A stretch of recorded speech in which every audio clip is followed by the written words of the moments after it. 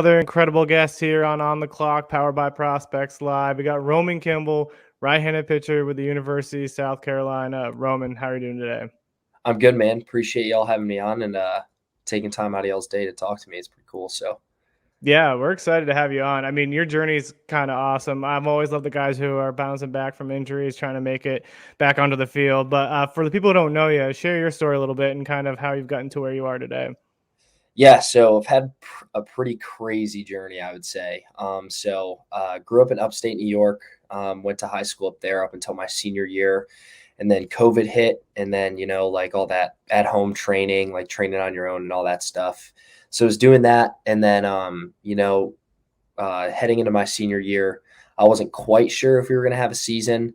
And at the time, I was, getting scouted by some pro teams, and then the college, or not the college, the summer circuit was pretty big. I mean, I wanted to make sure that I had played my high school senior year to be ready for the summer, and just to face some competition and stuff like that. So decided to go down to P27 in Lexington, South Carolina, which is about 20 minutes away from South Carolina. And so that was kind of the start of everything, so played my senior year there. It's basically like a baseball academy type deal. It was pretty cool, great experience. Definitely got me ready for college. And I've always been kind of a younger guy, like for my grade. So when I left home, I was 16. So left home at 16, went to P27, was pretty much thrown into the world on my own, had to, like go to the grocery store, do my own laundry, cook for myself, all that good stuff. So yeah, so played my senior year there. Then I committed to Notre Dame in my sophomore year of high school, I think in the fall.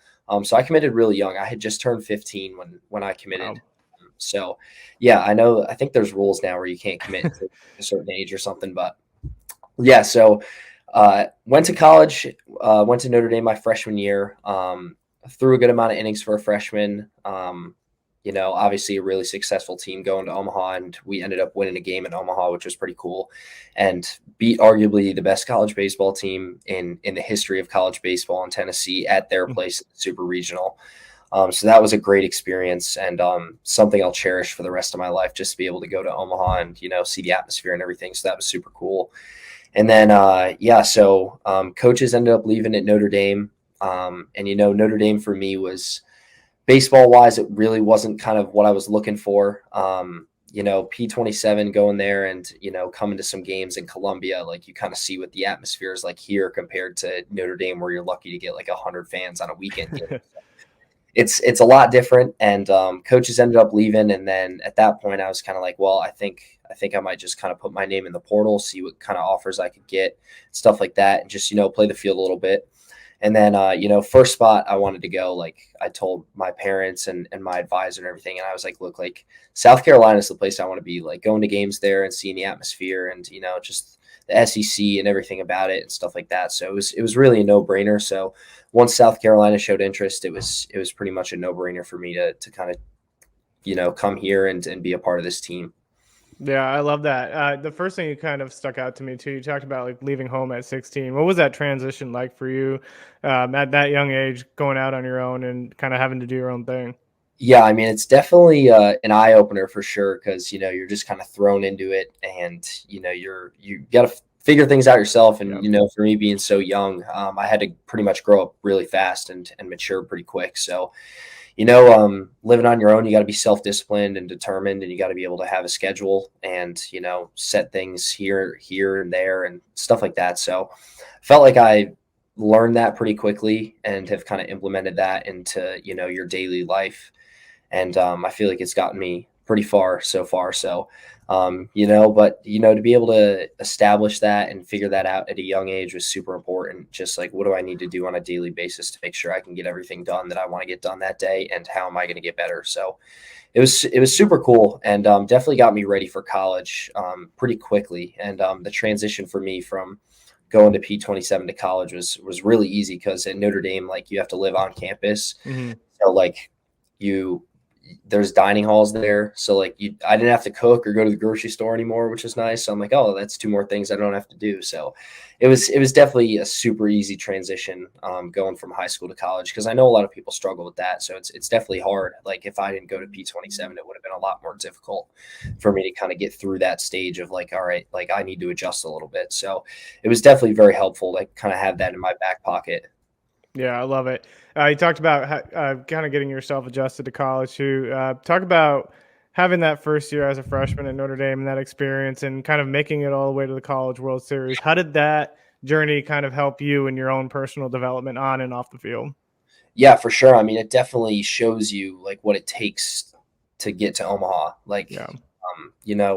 the other day we were just talking about it. Like, you got to sacrifice a lot and you got to give up a lot and put a lot of hard work in to get to Omaha. Because like we have a couple other kids on our team, like Gavin Cassis and Parker Mm. Noland, and Coach Kingston has been to Omaha. Monty Lee's been to Omaha. So we've got a handful of guys who have already been there, and like it definitely takes a lot of hard work to get to Omaha, because there's 300 teams competing for a spot and only 8 get to go. So you gotta grind your ass off to get there.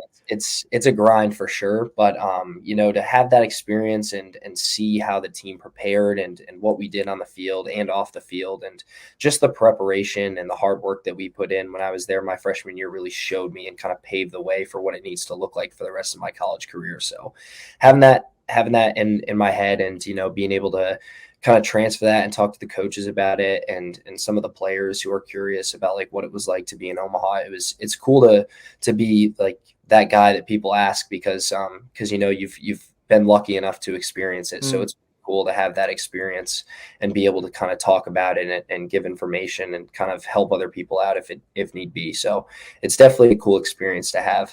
Yeah, that's awesome. Tyler, turn over you. First off, respect the Florida Marlins cap you got on. Such a good hat. I wish they would bring it back.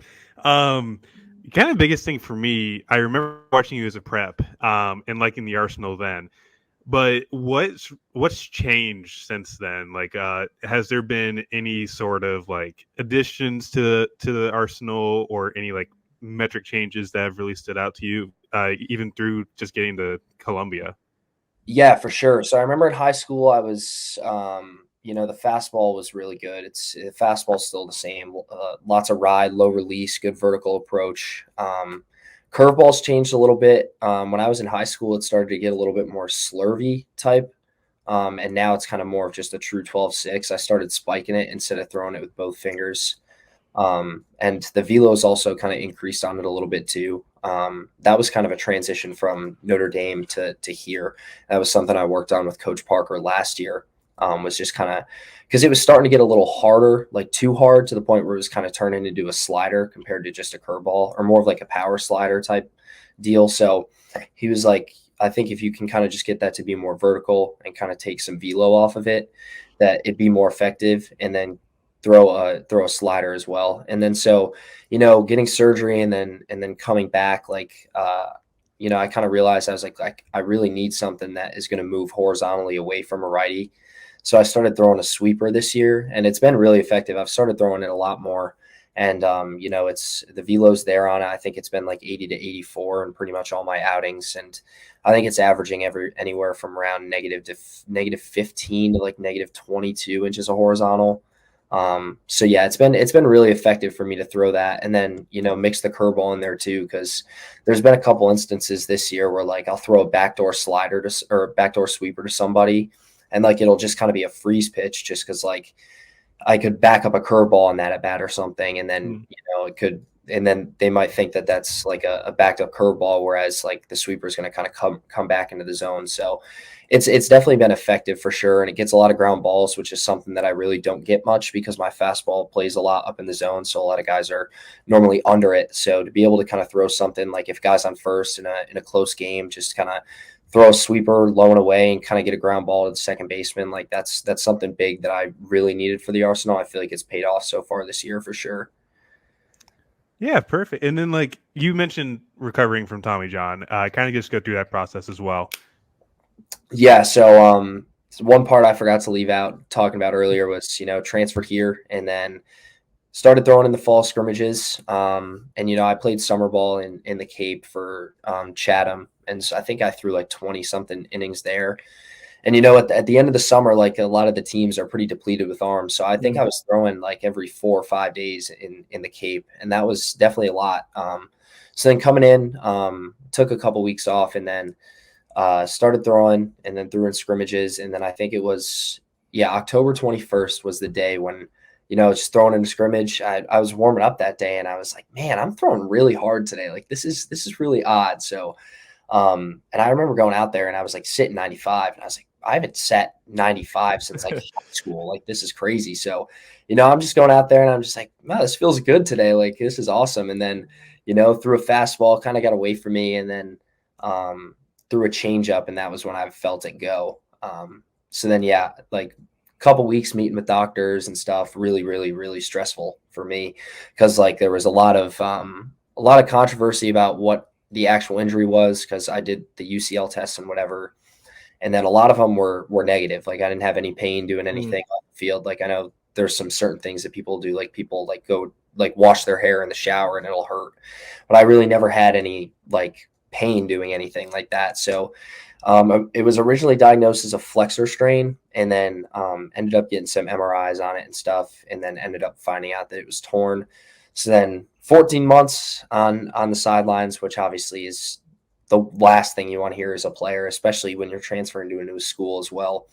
So, but I mean, talking about like the rehab and stuff, like it's a grind. It is a grind. People definitely overlook how hard it is to come back from Tommy John and be the same player that you were before. Like right now for me, like I'm going out there and like I'm feeling good, like my body feels good, but you're still not quite 100%. Like before I tore my injury and like I transferred to South Carolina, like my command had finally been like elite. Like I was throwing everything where I wanted to, and I still feel like I haven't really gotten that elite command back yet. And that's normally like the last thing that comes back from Tommy John for most people. So I feel like as the year goes on, it'll get better. And like you're still kind of like I'm still relatively kind of new to coming out of Tommy John still. Like I was cleared like a week before the season to start facing hitters. So it's still relatively new. So like once you start getting in the repeatability of the delivery and you can kind of feel your body a lot more, like that's when things will really start to take off. And now I see why pro teams like have their guys sit out for so long is because they want them to be like 100%. But it's different in college because you want to come back and you got the draft and everything and guys, the coaches are looking for you to help. So it's a lot different in college. Like, I'd be curious to see what it's like at the pro level, like on a day-to-day basis. Cause you kind of see guys like how long they're out for and stuff like that. But on a day-to-day basis, I think it'd be a super cool thing to be able to see like what a pro team has their guys go through. Cause, like the day-to-day is super monotonous, especially when you get the dog days of it. Like I remember months like 4 through 5, it was like you're basically going to the field every day and you're doing the same exact thing. Like, because most of the time, like the first 6 weeks are pretty nice because you can't really do much. But like a lot of people struggle with that too because they're like, oh, like I feel like I should be doing something, and like I'm just like, not. You just got to sit there and you can't do anything. It's just how it is. So. But like you're getting the brace moved around and then you get the brace off after 6 weeks and then you're like feeling good and you're like, man, like I can finally do normal stuff again a little bit at least. Like I don't have to like do everything with my left hand. Like I don't have to shave my face with my left hand or eat or anything like that. So and then like you get some new exercises every couple weeks normally. And then like once you get to that like 4th or 5th month though, it's like the same thing every day. And then you're just like, man, like this is brutal because you're just going to the field and it's like, well, I don't get to do anything new today, or there's really no excitement, but you just got to grind through it. It's definitely super hard. And then, once you get to throwing, it's pretty much like, all right, like this is feels like yesterday. I just had surgery once you're done. So it's pretty quick once you get through that 6 months of no throw. And then once you get to that, and then it just kind of takes off on you, which is pretty cool. Like the whole experience was definitely really cool. And it's super challenging mentally. So, you feel like you come out pretty mentally tough when you're done. But yeah, I mean, it's definitely a grind and it's super difficult. People really don't realize how hard it is. So I think I was gonna say, yeah, I appreciate you kind of bringing in the human element to it, right? Because I think a lot of us as analysts, as we're like analyzing for the MLB draft and things like that, everybody's like, "Oh, is he coming back and healthy?" Like that's the only thing that they care about. But no one kind of realizes or like focuses on what they actually go through during that process to get back on the field. So the one question I got to ask too: what were your emotions like when you did get back on the mound? Right when you finally threw that first pitch in a game? Yeah. Man, it was insane. Like. Yeah. And I'm like a pretty emotional pitcher too. Like I'll pitch with a lot of emotion. And so like my first couple weeks out there, like it's just like, man, like I'm so excited to be able to be back out here. Like I've grinded my ass off for the last year and a half. And it's just like you're finally getting rewarded for all that work you put in. It's like that like sigh of relief, you know, and it's something like that first outing that I had, like even though I only threw 2 innings, like it was something that I'll remember for forever. Like it was insane. And to be able to do it in front of founders and with the home crowd and having people watching you. And, you know, like with all the social media stuff that I do and stuff like that, like all the fans here have been super supportive. So to be able to like have a bunch of people coming up to me after the game and being like, man, congrats. Like, that's so awesome. Like to be able to see back out there was great to see. And we're so excited for the year. Like that's awesome, man. Like that was so cool to be able to have that whole day. And, you know, it was just awesome. So there's really no other way to put it. It was just awesome. Love it. Shout out the Gamecock fan base, by the way. I do love those people a lot. Yeah, you do mention like getting back from rehab, like that put me back in like high school PTSD a little bit. I didn't throw, I did cross country, but like my senior year, I had a grade 4 stretch fracture I ran on for 3 months. Not the smartest idea, but just a little bit. But I mean, my mentality was I was going to run through it until my leg kind of like fell off, and I PR'd my final race. But then my doctor was like, "Yeah, you're out for like 4 months because you're basically going to break your leg in two on the next run." So hearing that like put me back to those days of like, man, I'm going to practice to help coach out and just not do anything for like 2-3 months until like start doing the same stuff every single day for like 3 weeks. That just put me back to like high school days, man. Yeah, it's definitely a grind for sure. Like the dog days are the worst too. Like you're just showing up and you're just like, man, like I got to do this again today. And it's just like, it's like, man, like, can I just do something else? It's brutal, but you know, like I'm just happy with the way that I just grinded through it and feel like I attacked it really well. And I've obviously I feel like, you know, it's going to pay off in the long run. All that work that I did just to be able to get back out there. So it's great, man. It's awesome. And I'm glad that I had that experience under my belt too, because it just kind of mentally toughens you up. So. Yeah, I love it. The last question we always ask guys, and then we might go into some rapid fire here after that, is what are some of your passions outside of baseball, right? What do you like to do for fun when you go home away from the field? Yeah, definitely the social media stuff for sure. The YouTube channel is kind of been the big thing for me off the field for the last like 3.5, 4 years, I think it's been. So, and then ever since I got here, it's just kind of really taken off, and you know the fan base loves it. So it's just super cool to be able to, you know, show the personality and you know show other people's personality on the team, because that's what the fans want to see. So I think it's a great thing for the game, and you know people enjoy it. But yeah, I mean, I also like to golf a little bit too. So, you know, getting 6 months off of golf was not ideal either, because, you know, when I'm not playing baseball, I want to go play golf. So it was definitely tough, but, you know, being able to get back out there was great. So, yeah, especially during the summer too, because I spent the summer here. So got a lot of free time on your hands. Just go hit the links a little bit with the boys and have some fun. So. Love it. Love it. All right. Now we got to hit you some rapid fire questions because we are on the clock. So we're going to throw some your way. We got, I believe I have 3. I'll see if Tyler's got any as well. But what's the go-to food spot in South Carolina for you? Ooh, tough. Say Tsunami. It's like a sushi place. Sushi place. It's good. Love it. You talked about social media and how you're big on social media. So IG Reels or TikTok? What's the go-to? TikTok. Yeah. What's the following on TikTok?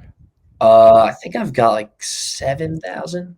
Oh, So you're pushing that double yeah, digits. yeah. I don't post too much. I feel like I need to post a little bit more because TikTok's so big now. But it is hard. It's like it's super hard to kind of like because I normally just compress stuff from my videos and kind of turn it into a TikTok. So then it's hard to do that because you got to look through everything, and then like the captions are a big thing on TikTok too. So you want to Yeah. put those on there. But yeah, no, TikTok is way better than Instagram Reels, though. It's not close. It's the only right answer. Love it. So you're from a cold weather state. So winter or summers? Which one are you going with? Come on, that's an easy one. Some people like the snow. You never know. Oh, dude, snow needs to stay away. Yeah. Stay away forever. I cannot. feel There's a reason why we moved to the South, Jared. Yeah. I mean, I'm in Maryland. I'm kind of close to South. But Yeah. No, you're not. Freshman year too in Notre Dame, South Bend. God, yeah. miserable. Been You don't play a home game until like the middle of March. It was the same way in Reno. We never we were on the road for the entire first month. Brutal. It's brutal. Yeah. Love it. Tyler, you got any? Yeah, I'm gonna need to know the best links course in Columbia, South Carolina when I go down there in a couple weeks. Oh, tough. My personal favorite that I've played is Golden Hills. It's in Lexington, which is about 20 minutes away. And P27 is also literally right next door, so that was where we would play in high school. But yeah, I know a lot of people like Cobblestone. Cobblestone's supposed to be really nice. I'm trying to think where else. Oak Hill isn't bad. But yeah, my personal favorite's Golden Hills just because I know it like the back of my hand. So, but yeah. If you're looking for a nice course play, though, Cobblestone is pretty good from what I hear. I'm terrible at golf, so I'm just going with whatever. Yeah. Yeah, no, I'd say Golden Hills then. Golden Hills is good. Okay, perfect. That's the only question I got, Jared. Love it. Roman, we can't thank you enough for taking the time to join On the Clock. We're wishing you nothing but success the rest of the season, and we'll be watching as you kind of keep progressing here. Yeah, man, of course. Appreciate y'all having me on. Thank you so much.